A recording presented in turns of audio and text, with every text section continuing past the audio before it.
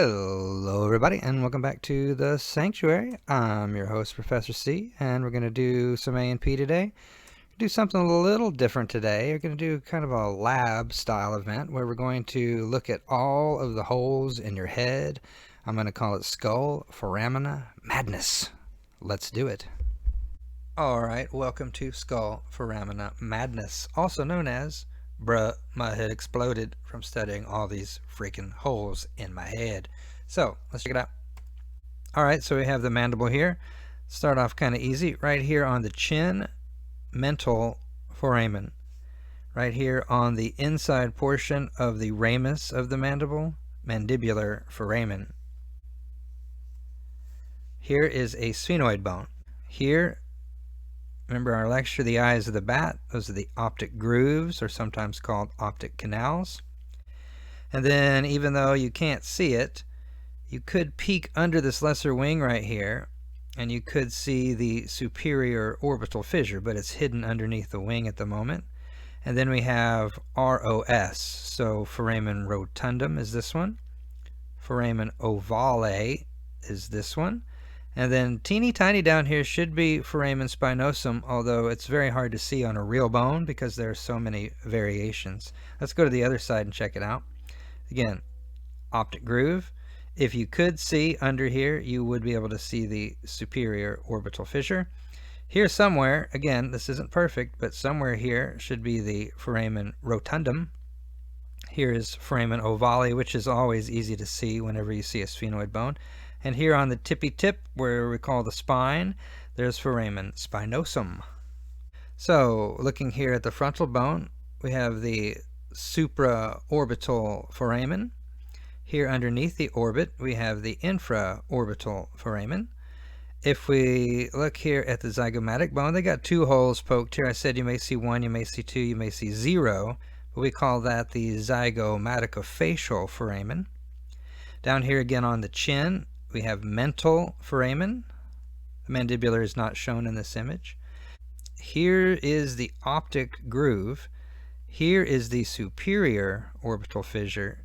And here is the inferior orbital fissure, which I haven't discussed because it's not part of a bone. It's in between several bones here that form the orbits.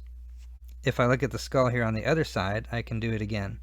Here is the, well, this is interesting because we don't actually have supraorbital foramina. Those are, looks to me to be supraorbital notches, right? They don't quite form a discrete hole, so we said it could form a notch. I would call those supraorbital notches. Underneath the orbits, again, there are the two infraorbital foramina, part of the maxilla bone. Same game here. We should see the optic grooves up here, but they're not shown very well here where I'm circling, but they are there. There is the superior orbital fissure, and there is the inferior orbital fissure. And then down on the chin again is the mental foramen. All right, here we've got a really good picture. I'm just going to start from the top and kind of circle my way down. So here, behind the two front teeth is incisive fossa. If we go down to the palatine bone, I can see the greater and lesser palatine foramina. A structure we didn't talk about in my lectures, but these two giant holes here that are like on either side of the vomer, it looks like they're going under the palatine and would lead into the nasal cavity.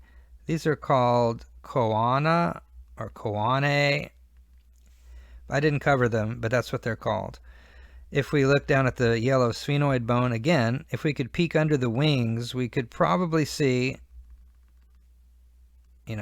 a superior orbital fissure, and somewhere in here we would see foramen rotundum. And then here, the ones we can always see is foramen ovale, and there is the little tiny foramen spinosum. Here is foramen lacerum, and the junction between the occipital, sphenoid, and temporal bone. And then here we have a pair. This guy is the jugular, and this guy is the carotid. So we often call the jugular foramen, and we often call the carotid canal. Now, if you're looking at the carotid canal and thinking that is the internal acoustic meatus, you can't see that from this aspect. You have to flip it over, which I'll do in the next slide. Here, however, on the outside is the external acoustic meatus.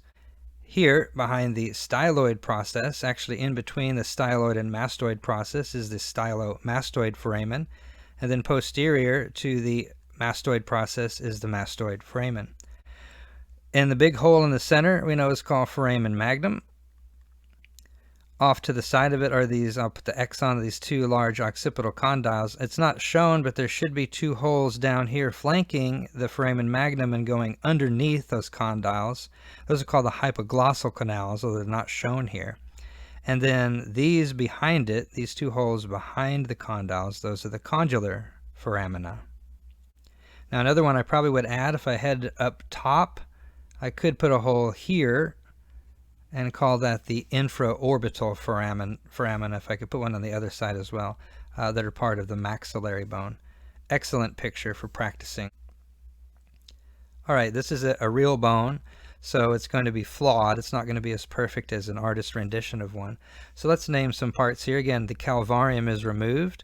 So one thing I can see for the first time is the ethmoid bone here, and I see all the perforations, all these little tiny foramina called the olfactory foramina.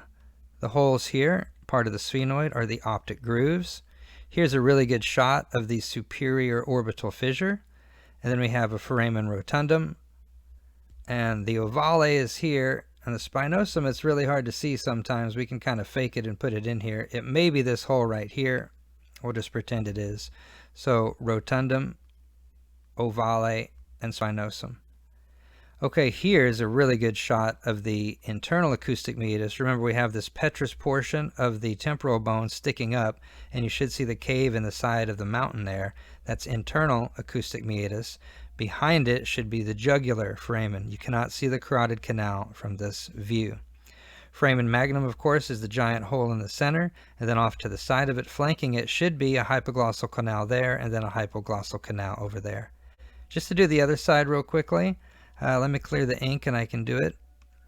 We have, again, the olfactory foramina of the ethmoid bone. We have the optic grooves, superior orbital fissure, foramen rotundum, foramen ovale, foramen spinosum, interior acoustic meatus.